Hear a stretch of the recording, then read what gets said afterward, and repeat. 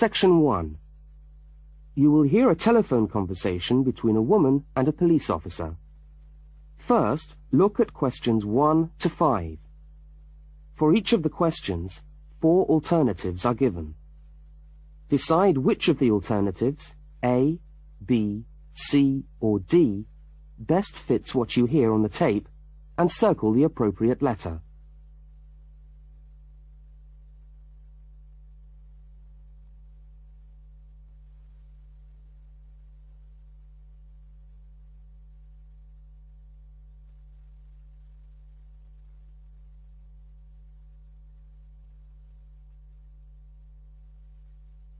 You will see that there is an example which has been done for you. On this occasion only, the conversation relating to the example will be played first.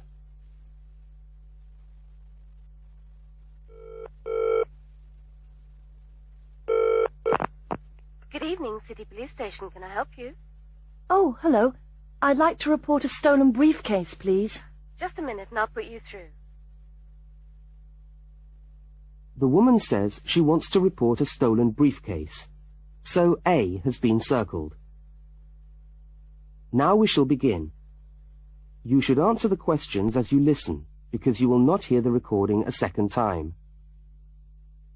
Now listen carefully to the first part of the conversation, and answer questions 1 to 5.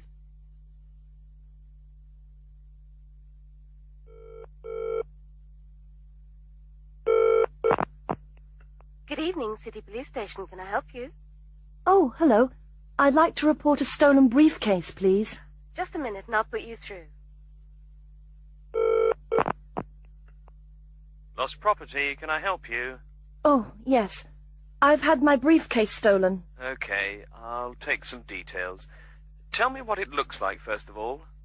Well, it's a soft leather one, you know, not a heavy box type like a man's. And how does it close? It's got buckles at the front, 2 of them. They're gold-plated ones. Fine. Was it locked? No, I'm afraid not. Never mind. Any distinguishing features? Pardon? Any marks or badges on it that make it stand out? Only the brand name. And where's that? It's on the back, at the bottom in the left-hand corner. It's saggy. Oh, and there's a scratch. It's quite bad, but small, directly above the brand name. I did it recently, putting it on my bike. I got that. So, what did you have inside the briefcase? Well, all my papers from college. It's so frustrating, but thank goodness for computers. I haven't lost them completely. Yes, you're lucky. I had my wallet in my pocket, so I didn't lose that. But there were also my pens, which I got for my birthday, and a novel I was planning to read on the train. Right. Where exactly did you lose the briefcase? Well, I couldn't believe it. I was standing on the platform.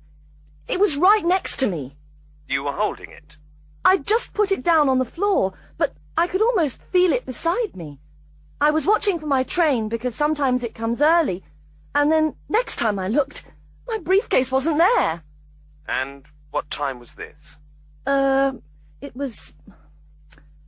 It must have been about 5:20. No, a bit later.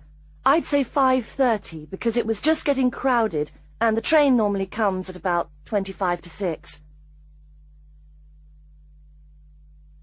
Before they continue their conversation, look at questions 6 to 10.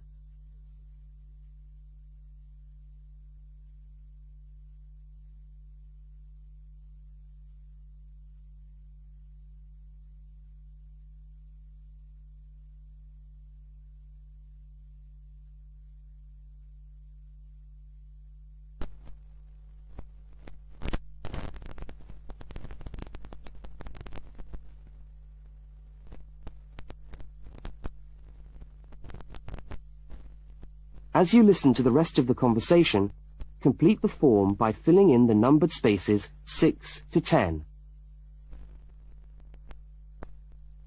Right. If you'll just give me some personal details. Yes. What name is it? I'm Mary Prescott. Can you spell that? Yes, it's PRESCOTT.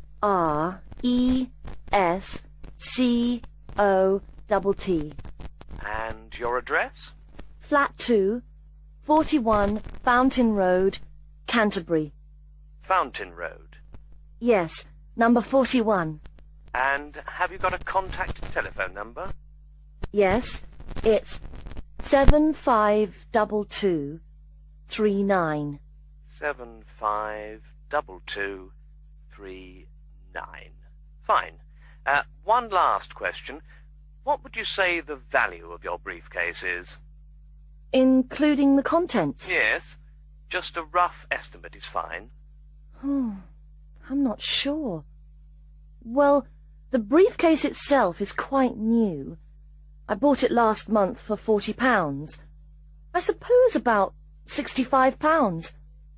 The contents are worth about £20 or £25 at least. That's fine. Well, if you could come down to the station tomorrow, you can sign this form and have a look at what we've got here. Okay, thanks. Bye. Goodbye.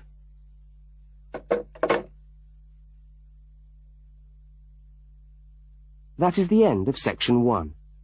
You now have half a minute to check your answers. Now turn to section 2.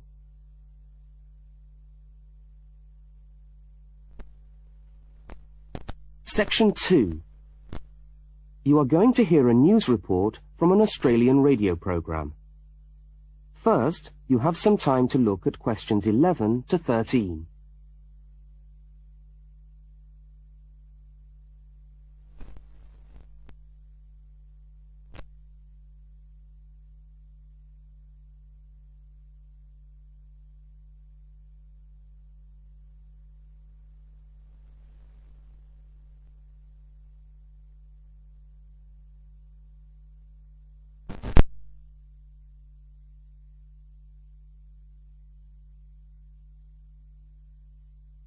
Now listen to the news headlines and tick the 3 other items which are mentioned.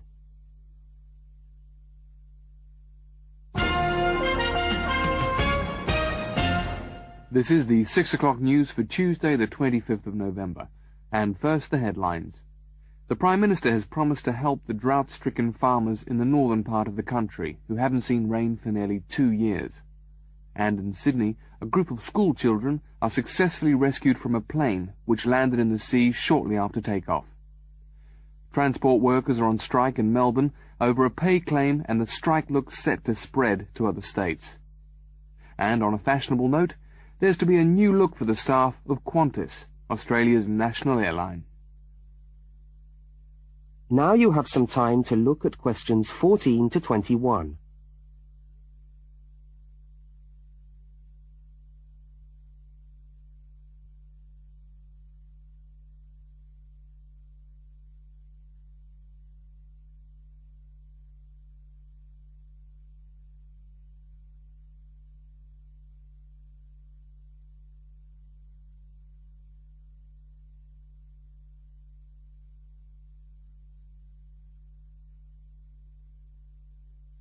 As you listen to the rest of the news, complete the notes in the spaces provided.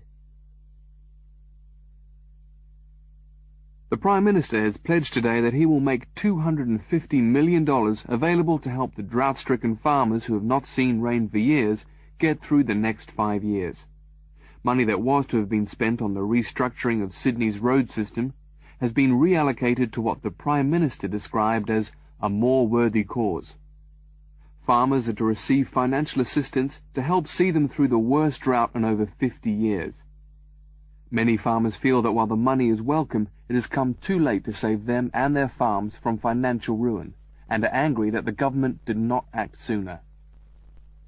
A group of school children who were travelling in a privately chartered aeroplane from Sydney to Queensland to take part in a musical concert found themselves swimming for the shore when their aeroplane had to land in the sea just 3 minutes after taking off from Sydney Airport.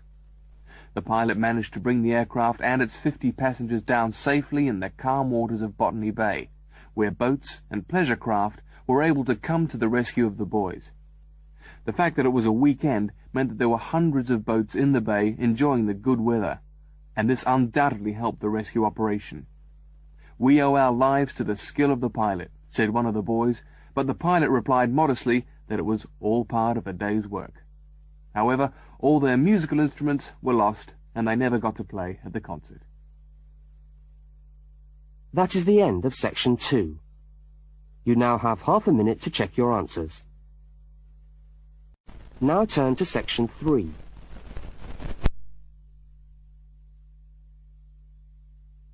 Section 3. In this section, you will hear a conversation between a university student and a university lecturer. Look at questions 22 to 25. For each of the questions, 4 alternatives are given. Decide which of the alternatives best fits what you hear on the tape and circle the appropriate letter.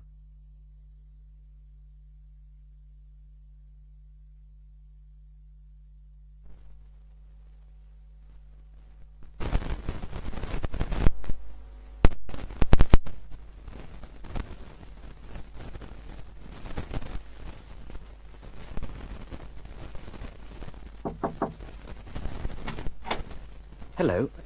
Can I come in? Oh, yes, come in. How can I help you? I was looking for the economics office. I've been all over the arts faculty building looking for it, but I could only find the School of Accounting and Economic History. Is this the right place? Yes, this is the School of Economics. Oh, good. I'm a new student, and I was wondering if someone could give me some information. Well, I might be able to help. I lecture on that program. What do you need to know? Well, quite a few things, actually. Firstly, how many lectures a week do I have to attend? Well, the Economics 1 course is a double unit, so there are 2 lectures a week and 1 tutorial. Oh. The lectures are scheduled for Tuesday and Thursday. What time? Let me see. You know, this information is all in the handout, which you should have received yesterday at the orientation meeting. Oh, was there a meeting yesterday? I didn't know about that. No one mentioned... Yes, there was. But never mind. Now, lectures are at 4 in the afternoon. Ooh, 4's a bit late. I've got a part-time job that starts at 4:30. Well, you can't be in 2 places at once, can you? And attendance at lectures is necessary. We expect at least 90% attendance at this university, you know. 90%? That's high. Do they enforce that rule? Yes, we do. We're pretty strict about it, actually. And what times have been set down for the tutorials? Do you have that information? That's a very well-attended course, so there's a number of tutorial times. Monday, Wednesday, and Friday, all at 9 o'clock. Yours will be allocated at the first lecture. Can't I choose the time? Maybe, maybe not. You'll have to talk to the lecturer on the course. Dr. Roberts is his name. Oh, okay. Now look at questions 26 to 31.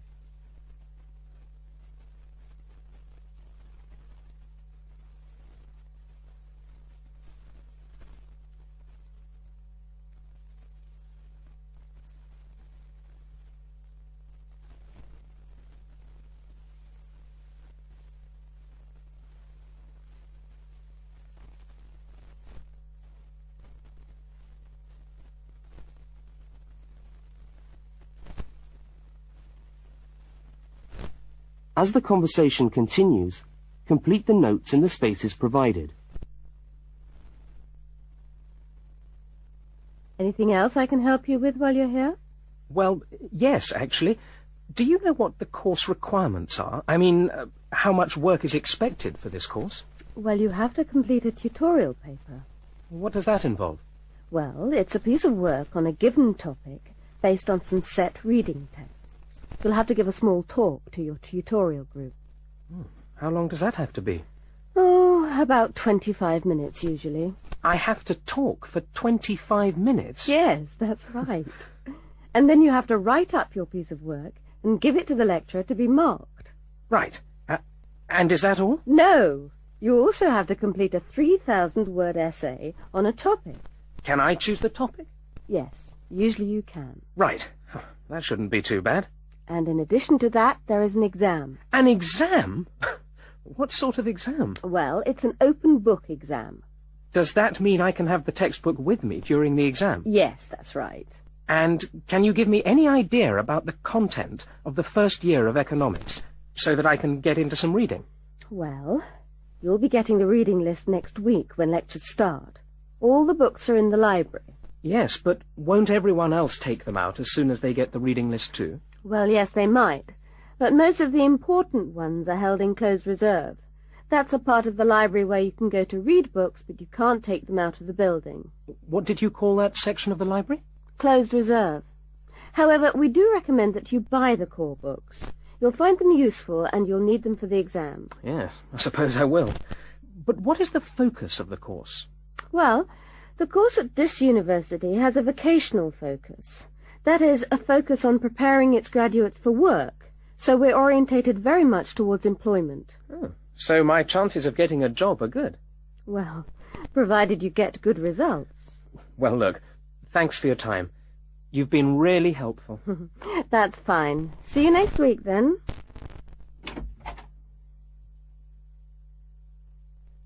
That is the end of section 3. You now have half a minute to check your answers. Now turn to section 4. Section 4. You will hear a talk given by a university lecturer about the structure of the university. First, look at questions 32 to 36.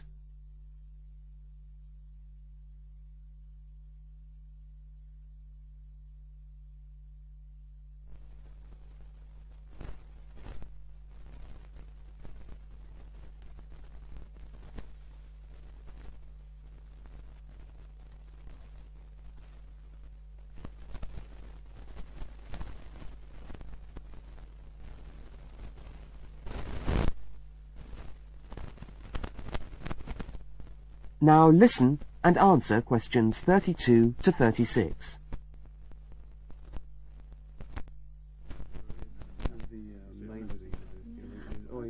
Good morning and welcome to the University of Westlands. My name is Marcia Mayhew and I'm the coordinator of the Bachelor of Social Science degree. This morning I'd like to tell you about the structure of the university and about some of the requirements of the degree that you're about to enter. The Bachelor of Social Science is in one faculty within the university. That is the faculty where I work, known as Arts and Social Sciences. Here on this campus we also have the faculties of Architecture, Law and Science and Technology, among others. It's important to know something about the structure of the faculty because as you go through your course, you may need to call on members of the staff to help you. At the top of the faculty, we have a dean, and below the dean, we have 3 divisions. Each division has a divisional head, and your degree is located in the Division of Social Sciences. Within each of the divisions, there are the departments, and each of these offers the different degrees. For instance, 2 of the departments which offer the major subjects for your award are sociology and psychology. Each has a departmental head, but for practical purposes, the people you are going to see the most of are myself as coordinator of the social sciences degree and the actual lecturers who are teaching the subjects that you are taking. For instance, in the first semester, you'll be doing 4 subjects: psychology, sociology, history, and economics. If you have any problems or difficulties, not that I'm anticipating you will, but you never know, then you should go and see your lecturers. For instance, you may find that you can't meet a deadline for an essay, or perhaps you're having problems with attendance. These seem to be the 2 most common problems that students face.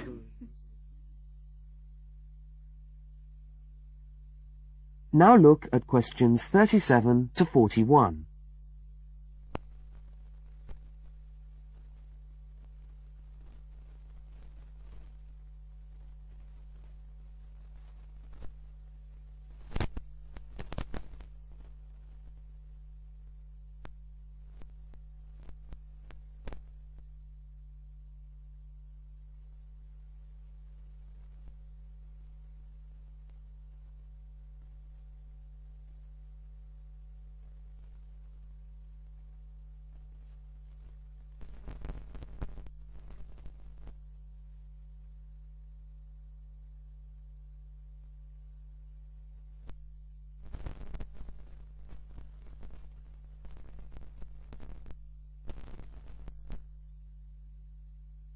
As you listen to the rest of the talk, answer the questions 37 to 41.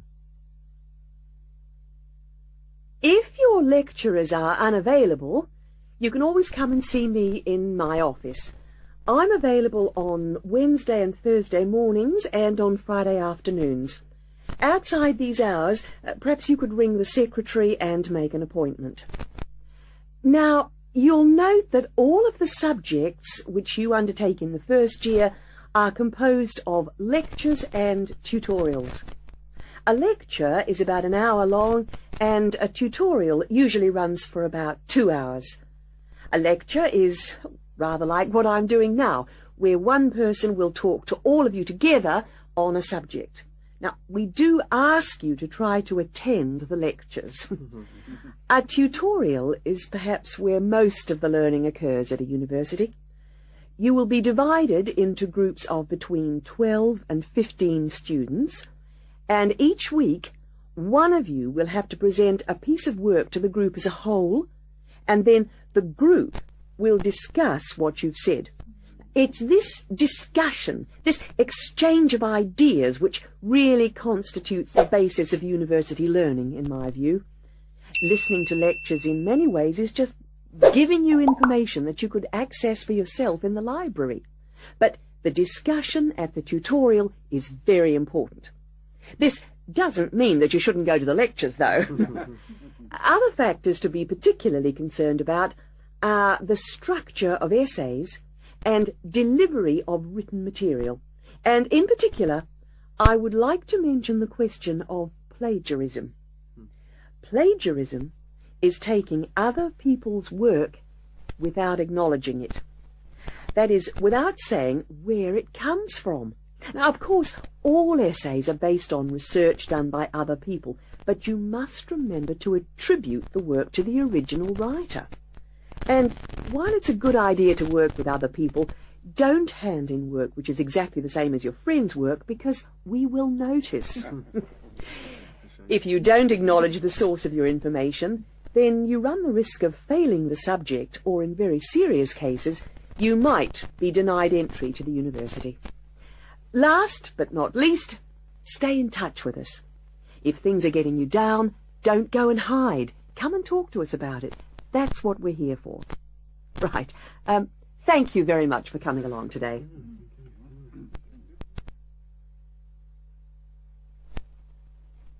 That is the end of section 4.